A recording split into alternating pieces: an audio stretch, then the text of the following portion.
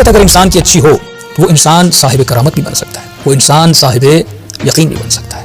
ایک واقعہ امام موسیٰ کاظم علیہ السلام کا کہ امام کے ساتھ ہم سفر شخص تھا، وہ سفر پہ جا رہا تھا،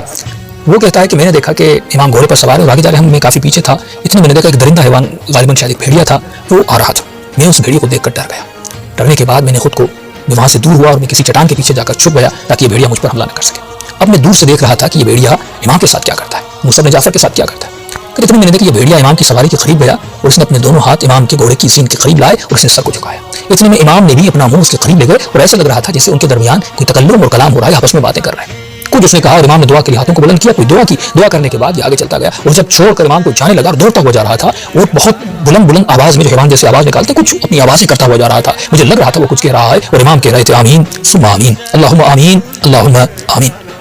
تو امام آمین کہہ رہے تھے۔ تو وہ بہت دور ہو گیا، تو پھر میں اپنی جگہ سے اٹھا اور رکنے کے بعد میں امام کے قریب گیا،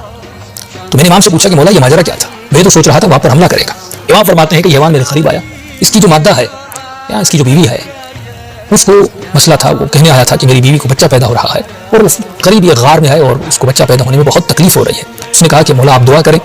اللہ آپ کی دعا کو قبول کرتا ہے۔ ایک حیوان کو کتنی معرفت ہے، اس حیوان کی نیت دیکھیں، معرفت ہے، اسے پتا ہے میں کس کے در پہ جا رہا ہوں۔ امام نے کہا میں نے دعا کی اور مجھے الہام ہوا کہ جو اس کا بچہ ہے وہ پیدا ہو چکا ہے۔ میں نے اسے کہا کہ جلدی جاؤ، تمہاری جو مادہ ہے اس نے بچہ پیدا کر دیا ہے۔ کہ وہ خوشی خوشی دوڑتا ہوا گیا، کہ میں نے دیکھا کہ اللہم آمین کی آوازیں آ رہی تھیں اور 3 مرتبہ آپ نے یہ کہا، کہ آپ نے ایسا کیوں کہا؟ تو امام نے فرمایا کہ وہ جب جا رہا تھا تو بلند آواز میں کہہ رہا پروردگارا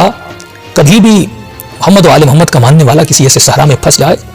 اس کا گوشت ان درندوں پر حرام کرنا، یعنی یہ درندے کبھی بھی حقیقی محمد و آل محمد کے چاہنے والوں کو ان کے گوشت کو نہ کھائیں اور انہیں نقصان نہ پہنچا سکیں۔ اور جب وہ کہتا ہوا جا رہا تھا میں بھی یہی کہہ رہا تھا اللہم آمین ثم آمین، خدایا اس کی دعا کو قبول کر فرما اور ہمارے چاہنے والوں کو